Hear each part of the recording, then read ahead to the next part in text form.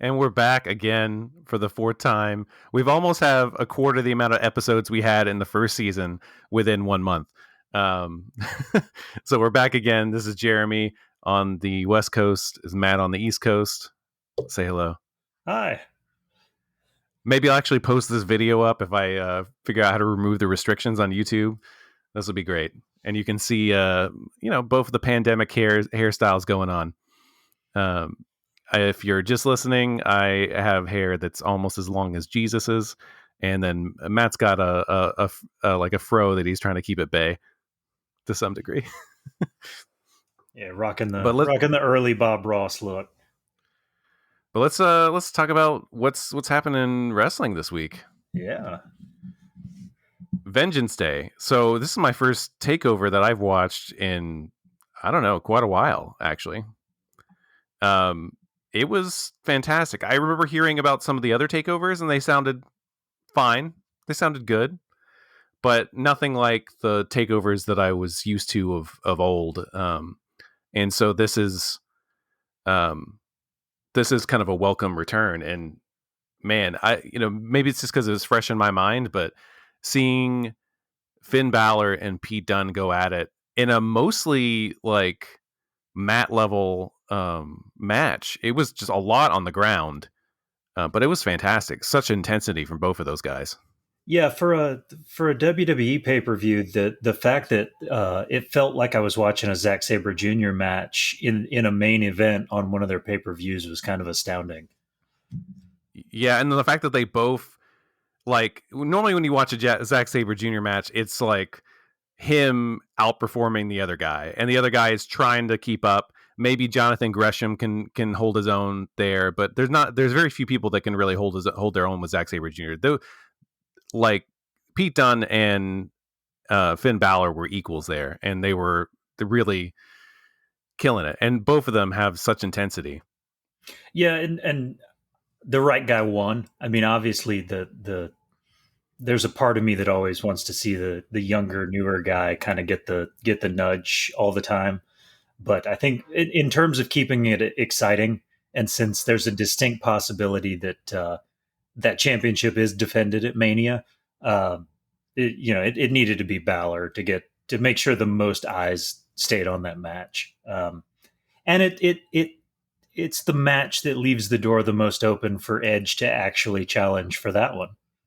Yeah, unless Charlotte challenges for the title and then wins it and then does nothing with it. Like last Mania, that'd be great. That'd be fantastic. What was your favorite match of the night? I'm torn, and honestly, it's either Gargano and Kushida, which was just I was exhausted by the end of that thing, or that the women's Dusty Cup final match was outstanding. And yeah, that for that to have been what kicked off the show, like they didn't drop down a gear coming off that match through the rest of the night. Like that was the closest takeover to Toronto for me. That they've had in a very, very long time. But yeah, was Toronto the one with the crash cage, Mattel crash cage or whatever? Oh yeah, where the what's his name? Ellering was in the shark cage. Yeah. Yeah, that was nuts. Anyway, sorry to just derail you there, but it's just like that's like it's my favorite pay-per-view live, but then there is that ridiculous match that started it off. So I think I'm going to give the edge to that women's match, because some part of me feels like the wrong guy won Gargano Kushida. Me too. But I think mostly because Gargano's character now needs to keep eating losses in big matches. Like it just needs to happen. It makes him better each time. But yeah, that I hadn't, there's so much going on in wrestling, and Wednesday nights are busy as shit anyway. So I haven't watched Raquel Gonzalez wrestle as much as I probably should have, because I was incredibly impressed for one of the people that they build as one of these, Nia Jax giant type women, um, on the roster, I just kind of assumed she wasn't going to do much, and she was out there Yeah, holding her own, and it was, she may have been the most impressive part of the match for me. I right. was kind of astounded the whole time at just how good she's gotten in a very short period.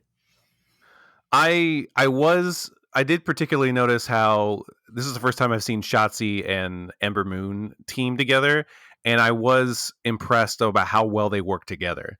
They had a really good chemistry. There was not a wasted moment. Everything they did, I was thinking sometimes you watch wrestling and if you like even just come out of that suspension of disbelief for just a moment, it's like what they're doing doesn't make sense. And everything seemed to be intense. It didn't seem to be like there were I'm waiting for this wrestler to do something or like I'm setting myself up for this other wrestler to do their move. It all seemed logical. It all seemed pretty hard hitting and it had a really good flow to it. Nothing seemed like this is choreographed or this is predetermined. It felt like a fight. Yeah. And that's what I really liked about it. Yeah, no, I really do. I think that the show kicked off with the absolute strongest match of the night. Yeah. Um, so. And then even Kushida Gargano with everything that was the so many reversal heavy things like some of the top New Japan matches you'll watch. I mean that's what happened is Gargano wrestled Kushida's New Japan style. That's what happened last night or 2 nights ago, and it all felt like it made sense there too. Like it really did, and they really took that to the top notch. I was a little perplexed that Kushida wrestles in actual jeans and not jeggings of some sort. That just doesn't seem like it makes sense. But I mean, it didn't seem like it slowed him down at all, so I guess it's Yeah, fine. and as And somebody who did the wrestling school open house in a pair of jeans and blew his back out because they got caught on the mat, I can tell you, wrestling in jeans is not the best thing to do. Uh,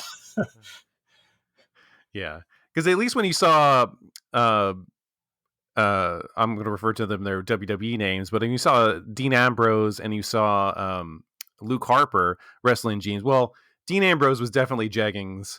Luke Harper was just some loose ass jeans, I guess. So like, he might as well have been wearing parachute pants really at that time. But yeah, it's nothing like Kushida's thing. There were a lot of like ripples in the fabric that could have just caught on anything. yeah, So especially as fast as they were moving. So yeah. yeah, Um, but yeah, I really liked that match. I think of anything, and it's probably just unfortunate because of the weird table botch, but the women's triple threat didn't do a lot for me. Um, but I mean, I thought the table spot was hilarious, but they did a good job recovering, and there were some like brutal moments in it, but it just didn't seem to flow for me, yeah. like these other matches did. Well, it had a weird vibe anyway. I mean, all three of them are pushed kind of as big heel characters. Mm. So it was a weird dynamic for a triple threat match anyway. Um, but yeah, they when that table just that It's not table good. shit the bed on them, and they were like, all right, let's get to this part because at least we know what the rest of the match should be from here."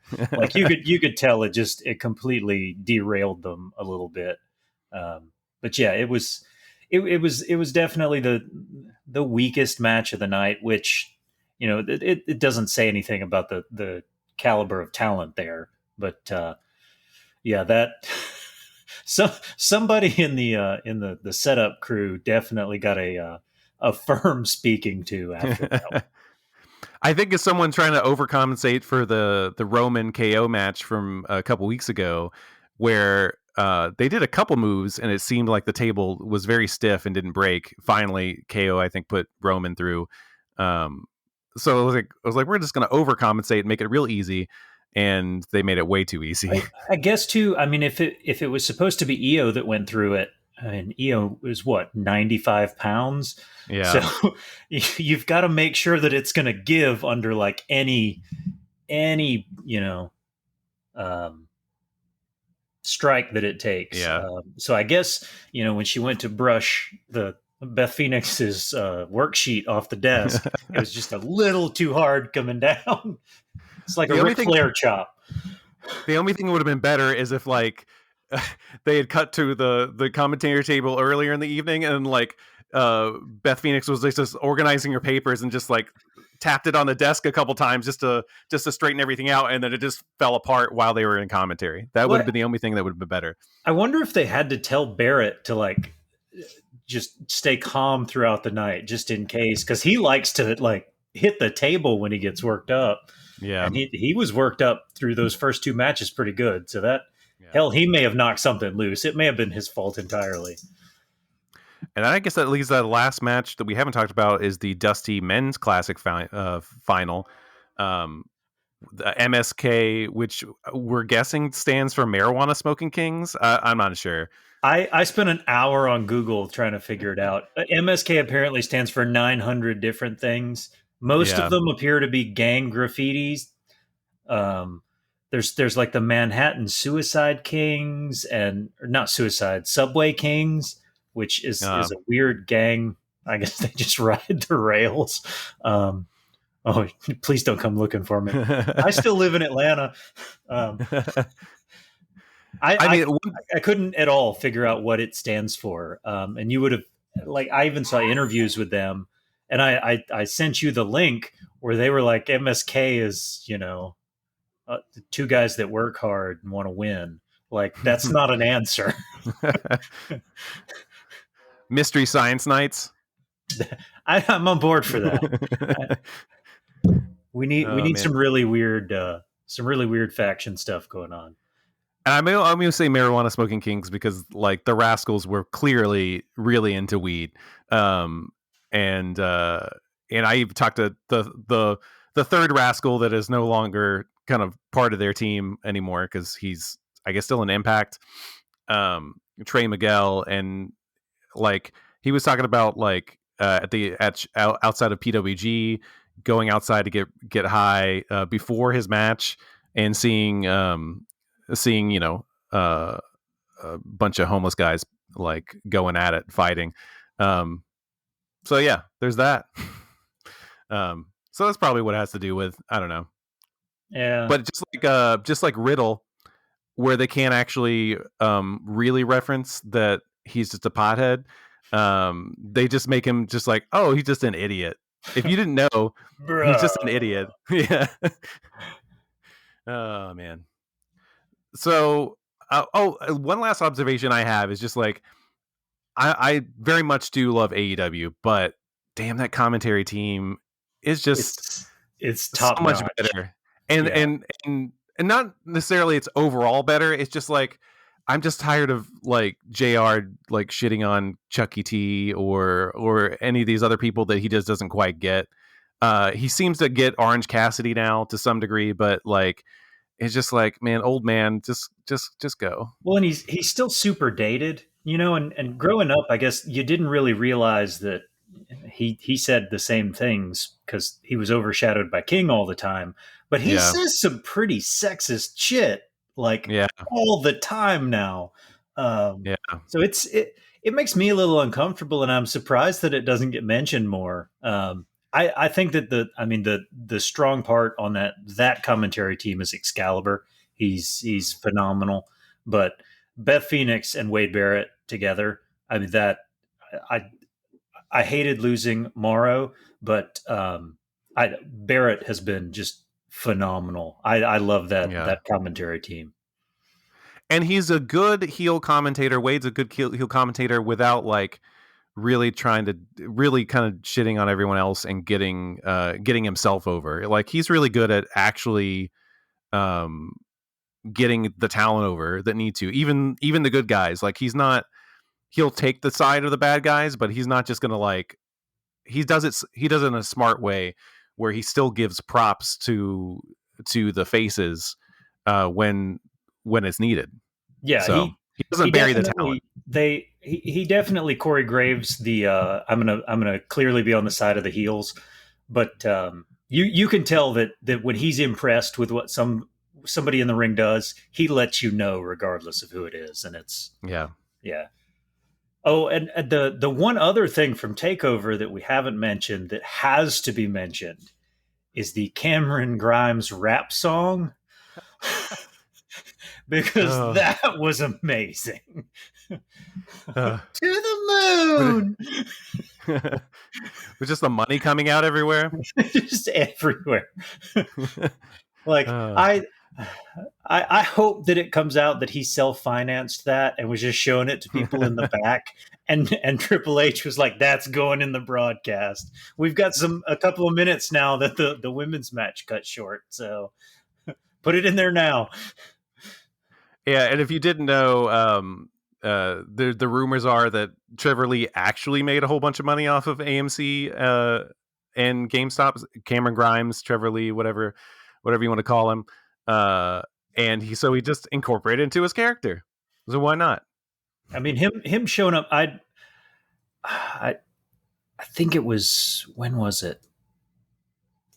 I guess it was at TakeOver when he showed up Mm. in it was last week's NXT. He showed up in a bright white Lamborghini in this like brown suit from head to toe, but no shirt on underneath. Like, this is perfect. He's basically the new Jed Clampett. Like I love it. Oh man, he's the best. Yeah. Let's I feel like it feels like it's been a year, but like the AW was pretty good. I think that was that pretty hard hitting match with Kenta and Archer and stuff like that. I really think they're about to do something with Archer. It really feels like they gotta be moving that direction. He kind of Yeah, felt like he was unmoored a little bit over the last several months.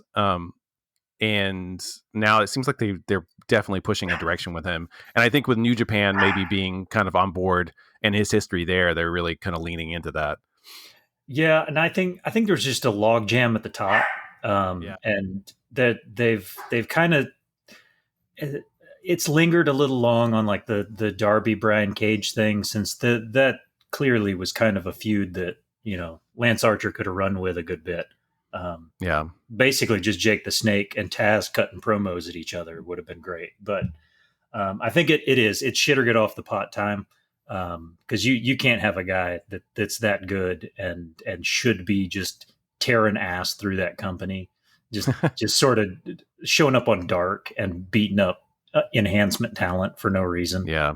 But yeah, it feels like he's at that point. And honestly, I think that the Impact thing could be great for him, because if they're not going to want to have Omega drop the belt to him, Yeah. but there's a champion on the other show Yeah.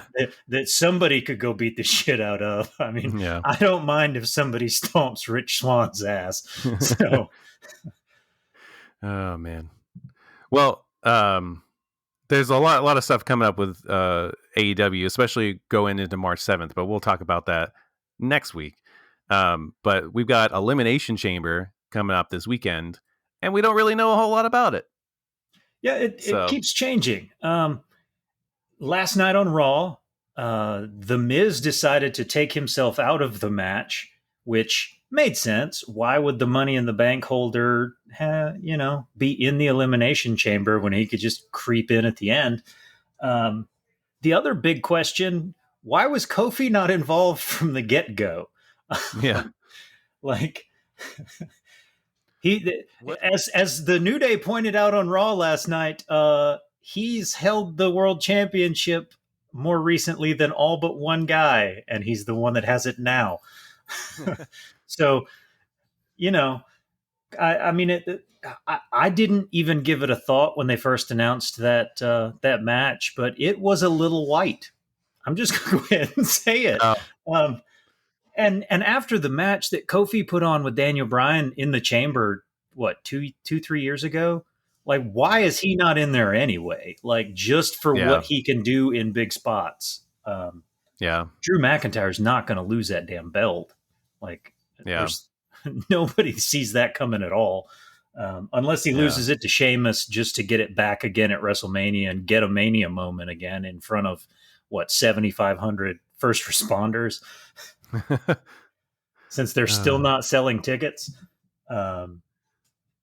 But yeah, this card seems to keep changing. Kofi is now in the Miz's spot in the men's title Elimination Chamber match. Roman was apparently supposed to have the exact same match, and they just decided on Friday night that Roman is not going to wrestle in the chamber, but whoever wins the chamber match has to turn right around and have their championship opportunity that night. What? Really? Yeah, that's how Roman's match is going to go. Whoever wins the Elimination Chamber has to have another match right after they get the shit beat out of them in this just awful steel cage match against the guy at the top of the card. Yeah, that's going to go real well. Outside of that, the other wonderful change is that Lacey Evans is apparently really pregnant, so she can't very well get repeatedly kicked in the stomach by Asuka, so nobody knows what's going to happen with that match. They may do a boneyard match. I don't know. I'd actually be down for seeing what Asuka did in a boneyard match. I would love it too if it's obviously just some other person in a blonde wig. Like every time, like Asuka makes some kind of strike, it's just the back of Lacey's head, and it's clearly someone else. They put Matt Riddle in Lacey Evans' wrestling gear. What else is maybe on this card? The only match that I know for sure is happening as stated, Bobby Lashley, Keith Lee, and Riddle triple threat match for the U.S. Championship, which this may be the first time in a long time I've been excited for a match that had Bobby Lashley's name on it. Actually, this is the first time ever I've been excited for a match with Bobby Lashley's name on it. Just because I get to see, Keith Lee and Riddle do just awesome stuff. Two guys that know each other inside and out. So they should at least be able to put on the kind of match that, two lesser talents could probably have by themselves, even with Bobby Lashley in the mix. So, yeah, that's Elimination Chamber. Well, that's actually a good way to end it because Keith Lee and Mia Yim just got engaged. Do you think we'll see a wrestling wedding as well as their real wedding? Some part of me hopes that Keith Lee and Riddle team up, and then Riddle, like super stoned, is the officiant when they get married in the ring. Although Mia Yim's the one that apparently requested to be taken out of Retribution, isn't she? Yeah. So yeah. I mean, Vince probably hates her, so they won't do anything that would spotlight her other than congratulate them via Twitter. Yeah. But I'd love to see it. I mean, I'm always down for the ridiculous wrestling weddings because I did get the Sinister Minister back in here too. I don't ever want to see that man again until they decide that they are remaking Flash Gordon and need somebody to be Emperor Ming. I don't need to see that guy again as long as I live. He was terrifying. Oh, I invited him to officiate my makeup wedding ceremony thing in October. So you'll see him again. It's fine. Just make it on Cameo, just so I can surprise you one day with it, just randomly. Make sure he's in the room next to mine at the hotel too, where we share that door in the middle, because I'll just have to sleep like pressed up against it. Oh, not happening. Man. So I decided that since it was Valentine's Day, however many days ago it was, in proximity to this recording. Yeah, this will be our Valentine's Day special. So I did a deep dive into the ridiculousness that is the wrestling wedding, which our Mia Yim, Keith Lee segue there. I don't know about you. How is there anything that stands out? Like, obviously the most recent Miro and Penelope Ford and Kip Sabian situation would just be the freshest on everybody's mind. But thinking back, are there any that like stand out for you in your mind? Well, if you want to talk good, we got Macho Man and Miss Elizabeth. Well, Like the that's in a my good one. in my deep dive today, I didn't realize it, but they had already been married for like 7 years. Yeah. That wedding I think it was at SummerSlam, was closer to their actual divorce than their actual wedding, Yeah. because they got divorced like a year later. Yeah. So that I thought that was interesting. But yes, that in terms of good wrestling weddings, or wrestling weddings where shit didn't go real south real quick. Yeah. I rewatched the utter lunacy that was Attitude Era wrestling weddings earlier, when the Undertaker was he was in full like demon Undertaker mode. The Druids kidnapped Stephanie McMahon, and the Oh yeah. Undertaker was going to marry her to appease a higher power. Okay, this is where they left it. And Triple H was told that if he or DX got involved at all during the proceedings, that they would be fired. He came out anyway and showed the video of where a passed out Stephanie McMahon was taken to a drive-through wedding chapel and married Triple H. Um, all the while, so we've got a passed out woman getting a quickie drive-through chapel wedding to a different guy, while the demon man in the ring is trying to Big Trouble in Little China this evil wedding to appease a higher power. Turns out the higher power that's trying to get this demon to marry Stephanie McMahon is Vince. Oh. The ringleader is trying to marry off his daughter to a demon. And somehow this was the pinnacle of wrestling. This is peak time. Austin, Rock, Mick Foley, like this is wrestling at its peak in the late 90s, early 2000s. That's what we loved. Oh man. I mean, I loved it. Between me playing my Dreamcast, I would pop on WWE Raw or WWF Raw, and I'd be like, "This is great. This is best TV ever." Yeah. And then, as bad as that was, there's a whole lot wrong with it, and that would never fly nowadays. That like all of WWE would get canceled. It would be Me Too's all over hell. Yeah. The Bobby Lashley Lana cuckold wedding with Lana's lesbian lover objecting, even though that storyline died in the moment. As soon as it came out of her mouth, like that went nowhere else. They were like, that was a terrible idea. Kill it now. Somehow that whole wedding scenario still trumps the the 70-year-old man marrying off his daughter to a demon. All the while she was married at a drive-through while passed out. So wrestling weddings, love is in the air. At least I think Kip Sabian and Penelope Ford's was real. Yeah. I was speaking of wrestling weddings though. Michelle and I went to Raw, I think shortly after Rusev and Lana actually got married, and when that happened, it was when they had their big reception, and of course there was a giant cake, and the old wrestling trope, someone's going through that cake, and I think it was both Lana and Rusev, but it was that was a delight to see in person, but it's not really good TV anymore, not too much anymore. I mean, besides what you talked about at the Attitude Era. Honestly, the Attitude Era one was so good just because it was like they sat in a writer's room drunk as shit and like tried to one up each other on how far they could take this concept.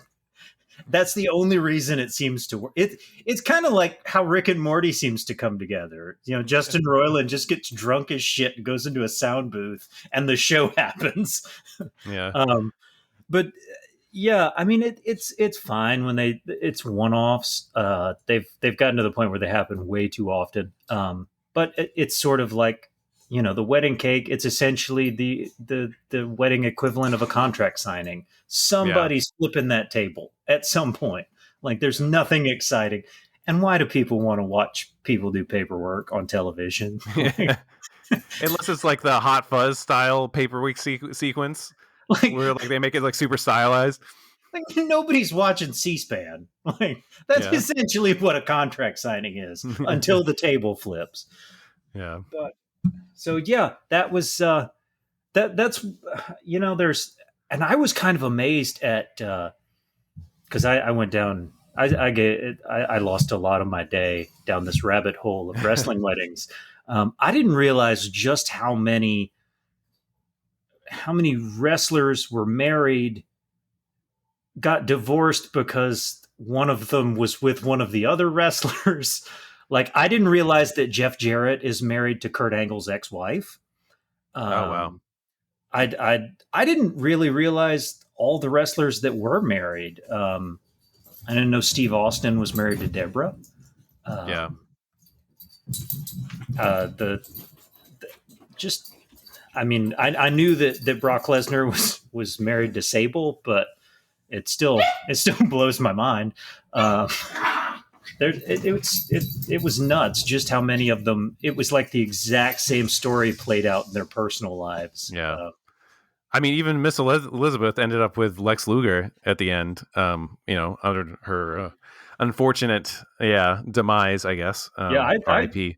Somehow I wasn't. I guess it was right after I stopped watching wrestling, so I wasn't terribly invested at that point. So I didn't realize that any of that happened until I was on this today, and I watched the SummerSlam wedding, and then was reading about what happened to her, and just like that was a bummer. And that brings us to our next sponsor, Dark Side of the Ring, which you can watch on Vice TV or whatever. I believe it's on Hulu now as well. Oh, really? Okay, good. I think I saw it on Hulu. I think that's where I watched one of them. I think it's on Hulu. Yeah. Well, that's I guess that's our show. We're gonna watch Elimination Chamber, and we might be back next week.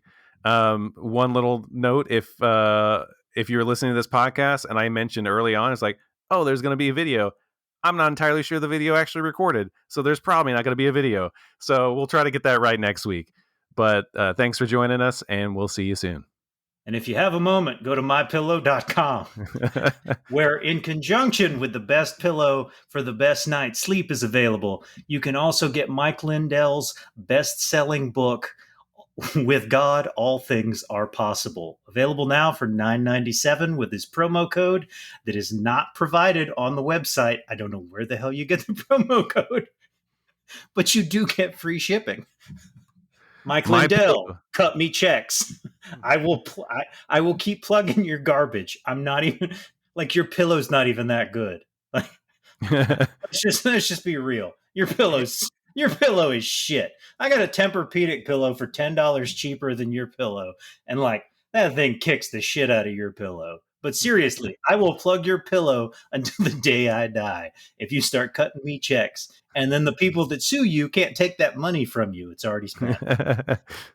Hey, Chris Jericho's mother-in-law loves your pillow, so you got that at least. But she doesn't have a podcast. We do, so whatever. All right, see you next week. Yes. Support us. We didn't storm the Capitol.